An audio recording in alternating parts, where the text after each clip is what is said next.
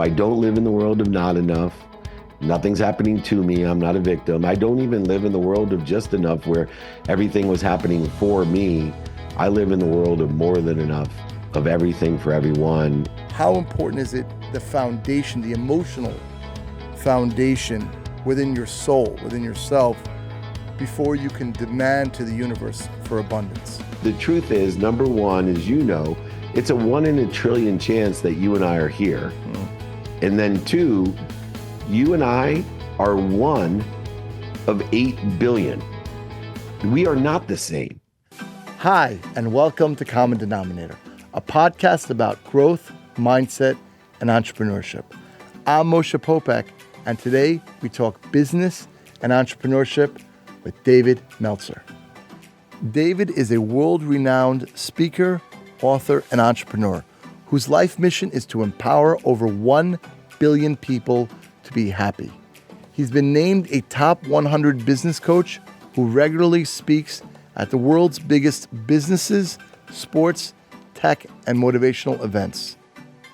Hi, David, and welcome to Common Denominator. Thanks for having me. And because of all of the experience I've had in people in my life, one of the things I've always looked for is the common denominator of the passionate, purposeful, and profitable people in my life. So when I heard I was going to get to be on your show, I was super excited just by the title. And also when I found out you have 11 children, knowing that my lucky number is 11. I was born on January 11th, 1/11, and my business partner was number 1, himself, Warren Moon. I knew this was the right place and divine time to be and to help other people elevate their awareness to the common denominators of passion, purpose, and profitability. I definitely appreciate it. And I myself am May 11, 1980. So 11, there's another 11 Nice, there. happy birthday. Thank you so much. I really appreciate that. I want you to just tell me, all of us. When I say me, it's all of us, because for me, the greatest thing that stands out in my mind, and I know you've told it probably so many times, but that's a great place to start, especially nowadays. You know, you grew a business when you were young, and you lost $100 million. Tell us a little bit about that story, from the emotional. What was going on, the highs and the lows within yourself during that time? Yeah, I think it was a journey of worlds. You know, I grew up in a world of not enough with a single mom and 6 kids. And I thought to rectify the only pain in my life, which was financial stress, because I grew up with this extraordinary mom working 2 jobs, packing my dinner in a paper bag with my 5 siblings, and teaching us and empowering us to be good people. But the only pain I had was financial. So at a very young age, I grew up in a scarce world of not enough as a victim of finance. And so I was programmed that if I could be rich, if I could buy my mom a house and a car, then everything in my life would be okay, because I had this love, this unconditional love from my mom and my siblings and my family and my community, because my mom was so extraordinary.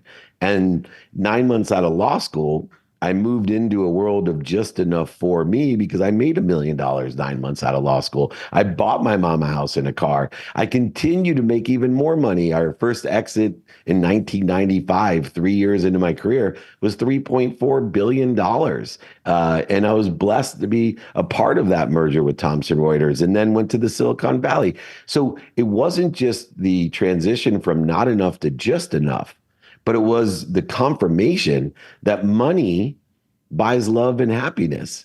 And everything I did, I was like, yep, I was right. And think a lot of people would be afraid to say so, that, you know, I was right that money bought love and happiness, only because I already had love and happiness.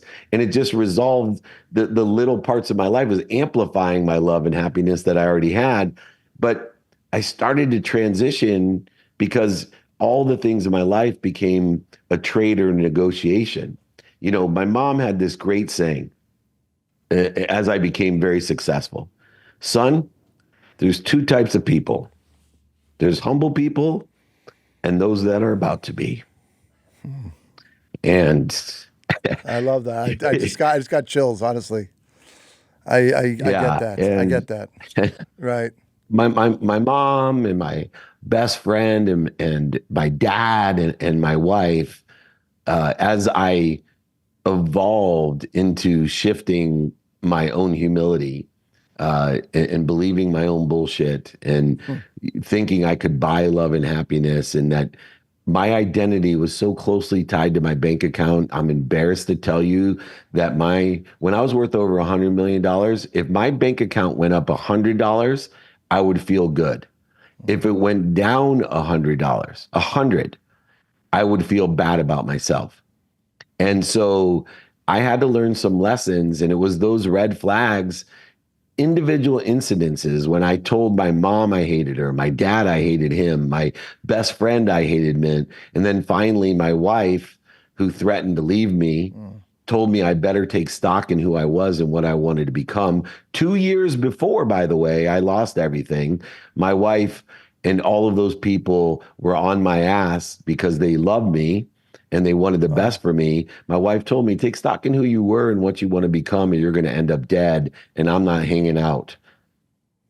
But for my wife, the final person who I love the most, telling me the truth, and my initial reaction is, I hate you, F you, I'll show you, I'll take everything away from you. Who do you think did all of this? The planes, the boats, the cars, the house, all the things that we had, the golf course, the ski mount. Who do you think did all this? To sitting on my bed, full of hate, looking over into my closet, seeing the jacket that my dad had given me 6 years previously with no pockets, to remind me I could not take anything when I was gone, to remind me I was just like him when I told him, I'm nothing like you. You're a liar, a cheater, manipulator, overseller, back end seller.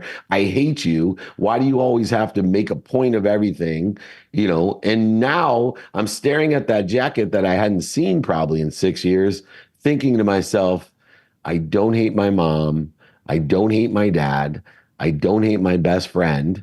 And I certainly don't hate my wife. I hate myself. I am a liar, a cheater, a manipulator, an overseller, and a back end seller. And I'm going to sit here crying on my bed until I start to take stock in who I was and what I wanted to become. And that was not an overnight shift. That was 2006. So that was 18 years ago. 2 years after that, in 2008, I went bankrupt. I was much more prepared for my bankruptcy. Thank goodness I didn't go bankrupt at the same time that I went through my quantum shift, because I still today practice humility. I practice reminding, remembering, and recollecting that there's something bigger than me that protects me, promotes me, and loves me. And for me, that humility, I always had wisdom. I'm a money making machine, always have been, but I didn't have the faith. In fact, I remember one time telling my mom, why am I being punished? Why is all this happening to me? I don't believe in God. And my mom said, son, you believe in God. You just believe in the wrong God. Mm. And so in this 18-year journey, I've been able to not only recover financially, but emotionally and spiritually, recover, to put myself at ease and then empower others. So I don't live in the world of not enough. Nothing's happening to me. I'm not a victim. I don't even live in the world of just enough where everything was happening for me. I live in the world of more than enough, of everything for everyone, and everything comes through me. All that I give is given back, and I'm worthy of receiving it and even asking for more. I live in the world of more than enough. I love that, relate to it more than you know. I think of well, where do I start? I mean, I think of the emotion. I think I talk about this a lot. Before you're able to receive abundance, look, I had myself. I came here from New York 17 years ago, 2009. I had 3 children. I had no job. I had the biggest law firms. I had done a favor for a family member. I was named in a lawsuit. And just as I was coming up at a $1.4 million judgment, and I looked at my wife that day and I said, here's the deal. We can either pay it today or this will affect us for the next 10 years. After we paid it, that was like the beginning training of loss, of failure. It's like, okay, here it is. What are we going to learn? And from that place of like that surrender, from that place, here's this deal, here's this thing. And at the same time, people were trying to steal the deals from me, nobody wanted to invest, all that. But I think of the sustainability of entrepreneurship. How important is it, the foundation, the emotional foundation within your soul, within yourself, before you can demand to the universe for abundance? Like, what do you see for the youth that are trying to make it? Why is that so important? There's a gap that you're talking about, and it's especially critical for the youth today. And it's this amplified gap from social media where the awareness and exposure between I am and this is what I want people to think I am. And the distance of resistance that's created between these two things are extremely interfering with your potential, with your intelligence, your intuition, but especially your inspiration. And if we can empower our kids to live in a world where I am happy, I am healthy, I am wealthy, I am worthy, and elevate their awareness to what they're doing to interfere with it, instead of trying to get more happy in a comparative condition, to get more healthy, more wealthy, and more worthy, that simple paradigm to shorten the distance of resistance that is needed with this wisdom of mentorship for people that have paid the dummy tax like you and I, but also to instill faith, simple faith that can be applied to every religion, every philosophy, every spirituality, every theory that you can come up with. A simple faith of, hey, do you believe in something bigger than you that loves you, protects you, and promotes you more than your mom? Some omniscient, all powerful, all knowing thing that's bigger than you in a unified, abundant system of thought. You see, where this whole I am thing is everybody wants to be the same. We have equity and inclusion and all of these things about don't say anything about being different. Don't be different. Don't say anything about being different. So exaggerate how you're the same. But the truth is, number one, as you know, it's a 1 in a trillion chance that you and I are here. And then two, you and I are one of 8 billion. We are not the same. You are an individual gift, a miracle, one of a kind. I'm one of a kind. So if we don't start teaching people that we're one of a kind, that we must, in order to unify, appreciate our differences, appreciate the fact that I'm one of a kind, and then appreciate the fact that you're one of a kind, and the next guy's one of a kind, regardless of the size, shape, color, sexual preference, religions, philosophies. You're one of a kind. I am. What am I doing to interfere with it? And it's gratitude and forgiveness that will allow us to unite the similarities of I am. I, it's interesting. My morning routine, my meditation, that's all I've been doing for years is the I am, I am healthy. I am clear. I am peaceful, that type of meditation. For you, what is your daily, it's been, you're saying 18 years. What has been your practice to put you in the right mindset? Because again, everywhere around you, and I'm sure as you're growing, right, you're all over. You right. I knew you were just here in Miami last week. To make sure to ground you, to really ground you. Not that you say to your wife, but when you're by yourself, to really, really ground you. You're going out. Thank you to the universe for keeping me alive. I remember where I was and where am I going. Right? That's the gift that I think that we can give the audience, that everybody needs to have their practice and stick to it like a habit every single day. So for you, David, what would you say that is? Yeah, for me, I created 5 daily practices and understand my common denominator with everyone else's time. And so the one practice is sleep. Most people don't think about it. So I have 7 hours with a sleep coach, 7 hours a day that I am one of the world's greatest sleepers. I recover better than most people, and I access information from a higher source to utilize the next day. And I have an unwinding routine at night. I always say my tomorrow starts today at 9 p.m. when I unwind to make sure that I'm plateauing and growing at 4 a.m. when I wake up every day by reverse engineering those 7 hours. Now, I have 5 daily practices that are based off of not only the non-negotiable 7 hours of sleep, but 3 other hours of non-negotiable awake time, which includes family, finance, fitness, faith, and my own study of time.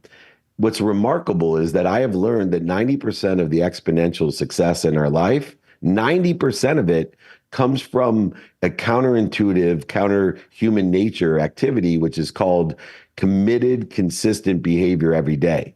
So 7 hours of sleep, I'm committed to every single day at the highest level. And then 3 hours of health, family, finance, faith, and study of time. That leaves me 14 hours a day of variant behavior. Variant behavior allows me to make mistakes, learn lessons.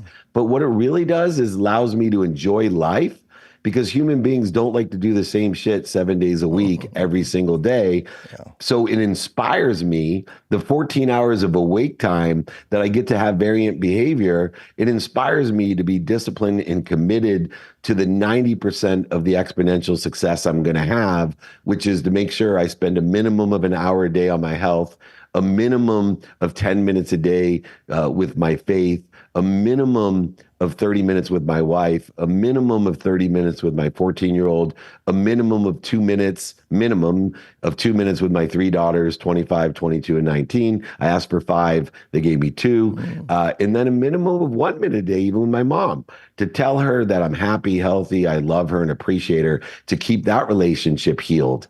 And everything in my life, I use the common denominator of time because we all share 24 hours a day. We're all guaranteed 24 hours a day.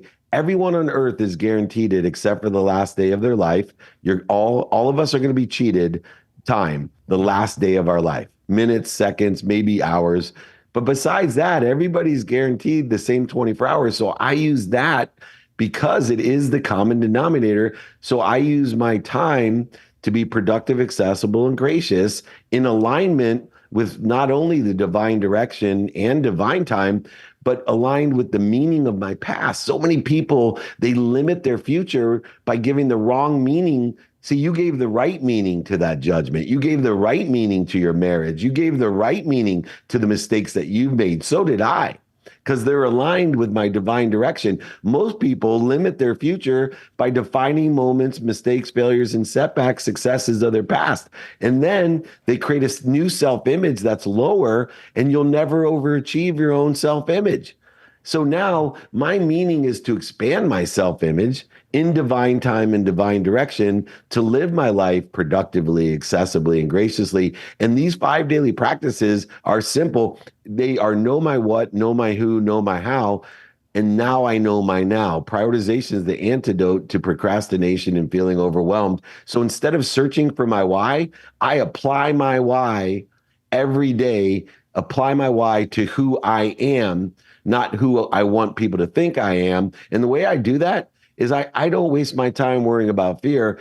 I focus in on how am I reacting to fear, and I'm minimizing the amount of time I spend being anxious, frustrated, angry, guilty, separate, inferior, superior, resentful, all of these different needs of the ego. It's easy because it's obvious and instant. For example, just get in the habit of when you're pissed off. Because when you're pissed off, you are not in divine direction. So if you practice minimizing the amount of time you're pissed off or anxious or worried or resentful or inferior, you're going to spend the majority of your time in divine time, not in interfering with divine time or divine direction. I spend so much time, again, thinking about time. What does that look like for you, right? Like the time you spend thinking about time. What is that? What are you contemplating there? Because for me, I don't even know It's if so there's time and space, by the way. I love it. No, that's a great question. And I wish more people would ask it. And by the way, Yeah, I'm happy to send everyone my 5 daily practices, my book for your community for thank you. free. I'll pay for shipping, the book. Kind. I will pay for everything. David at dmeltzer.com. Email me. I answer them myself to put in the notes, Yes. David at dmeltzer.com. I study my calendar. Mm, So studying means to me, I pay attention to and I align my intention, which is, am I doing, saying, thinking, feeling, and believing aligned with where I want to be or better? My divine direction, where I want to be or better. So I break it down to negotiable time and non-negotiable time. So sleep is non-negotiable, and those other, family, mhm, faith, finance, those are non-negotiable. Then the 14 hours are negotiable time, and I break negotiable time into planned activities, unplanned activities. So I'll actually study where my free time is. So I know that they are parking places for when God laughs at me for coming up with a well developed plan and I need to reprioritize shit. I know exactly where to park the less prioritized shit. Then I separate it by paid for and unpaid for time because I want to prioritize paid for time over unpaid for time. I want sure. to make a lot of money to help a lot of people and have a lot of fun. So I study my calendar and notate one thing about intention. Two of the characteristics of intention, doing and saying, exist in 24-hour man-made constructive time. What we think, believe, and feel exist in the infinite time. But we need to coordinate all of those together in an alignment with where we want to be or better, which I call divine direction, to create divine time is a combination of what we do, say, think, feel, and believe, which is intentional. Because when you study your calendar, and I use straight Outlook calendar to study my time, when you study it, you're taking advantage of the mathematical equation of luck because what you pay Mm, attention to and what yeah, you give your intention to equals the coincidences, the coinciding of life. The sure. results, the outcomes that you want come from that. So the most valuable minimum 10 minutes a day committed every day as a non-negotiable, I'm leveraging the mathematical equation of luck by studying all of the activities of my 24 hours, 7 of sleep, 3 more hours of non-negotiable, that's 10. Now I got 14 hours of planned, unplanned, paid for, and unpaid for time that I'm reprioritizing by studying all the different nuances of productivity, accessibility, and gratitude each and every day. And I know it sounds a little OCD, but it's really not. It is a minimal amount of time. And most of my time, 7 hours of sleep is not an OCD thing. And then to have committed 3 hours a day of non-negotiable, otherwise my 14 hours is the same as everybody else days. I'm just more productive, accessible, and gracious. I am only studying it for 10 minutes minimum, and I'm getting so much more out of my day because of the understanding of how things aggregate, accelerate, and compound, why 90% of my success comes from 3 hours a day when 10% comes from the variance and the inspiration of the variance. So the idea, I just want to go to that for a second, but the idea of understanding compounding, of understanding the math of life, how important that is and how you use that. But David, I want to ask you, what is something that today is the thing that you're most grateful for today? I am most grateful every time I open up my eyes. It's that Mm, simple. I know because of the frameworks and systems and dummy tax, the lessons I've learned, that when I open my eyes, that the possibilities, probabilities, the perspective that I have, that the gift of life, the 1 in 8 billion that I am today of who I am just so grateful. Everything goes down from the fact that I'm here. My eyes are open. I start my days on my knees and I end my days on my knees. And it starts with just being grateful that I am here. And I am given, and I'm a sports guy. So mm, thank you for the at bat. Thank you giving me another at bat. And I'm going to do my best today. I'm going to learn lessons and I'm going to have fun. And that's all I think people should focus in on. Am I doing my best? Am I learning lessons? Doing your best doesn't mean going crazy. I love the extra milers in the world. Oh, I ran the marathon until my cartilage was gone. And then I ran 6 more miles on no cartilage knees. Hey, that's terrific, but that's not sustainable, brother, even if you're David Goggins, right? I promise you, he wasn't running the next day. And how much time did he waste having to recover when if he just would have, instead of going the extra mile, and then using that to justify why you're not where you want to be, why not just be consistent and committed to Sure. spending a minimum amount of time and living the empty mile? Because human beings aren't committed to consistent behavior. Anybody can go all out for one day, right? And I get that philosophy. I'm an empty miler, man. There's very little competition where I live because I'm committed 3 hours a day in activity while I'm awake and 7 hours while I'm sleeping to exponentially get this outcome that I want, my successes. I say this, I've known this since I'm a young child, and it was so obvious, and you brought it up, but I want to repeat the idea that we're a statistical anomaly as human beings in this world. I live in that space. I understand it. I'm so glad that you brought that up. But that, for the listeners, that stop being so hard on yourself. You're here for a purpose. You have great potential. And that's where we should all go. So I want to say thank you, David. Really, I know your time's tight. Otherwise, I would love to spend all day hanging out and We'll do it talking. again. I need to add to the last thing, then I gotta go. But it's so important what you said because I always tell people be annoying to yourself. Number one, be honest with yourself, but don't be hard on yourself. And that's really hard. But be honest with yourself, but don't beat yourself up. Forgive yourself, but be honest with yourself where you need to improve. And then be annoying, meaning be consistent, be committed to something, whether it's a minimum of 10 minutes a day or 3 hours a day, like me. Find one thing to be committed to every single day, which will be really annoying. It'll be just as annoying as being honest with yourself. And I promise you, you'll be amazed how the universe works in your favor and you start identifying what you're doing to interfere with your own potential. Not what other people want, not what's missing, not what you don't have, but what you want, your divine direction and your divine time. These are the common denominators that I live by. I am so grateful to be a part of this show, and we're going to have to do more. So thank you for having me. Please reach out, david@dmeltzer.com. Thank you so much. And on social, how would people be able to follow you? At David Meltzer, my name. So easy. And if you forget all of it, just Google me. I'm blessed. David Meltzer. Well, thank you so much, David. Only blessings and tremendous health, prosperity, peace, only great things for you. Hope you enjoyed my conversation with David. Next week, we chat with Kehinde Thomas. Kehinde came from humble beginnings, growing up in Africa and facing poverty and violence every day. He came to America as an exchange student, seized the opportunity, and never looked back. He's now a thriving entrepreneur who encourages people to take risks and be bold in every aspect of their lives.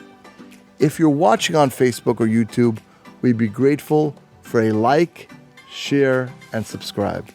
If you're listening on Apple or Spotify, feel free to leave a rating and review.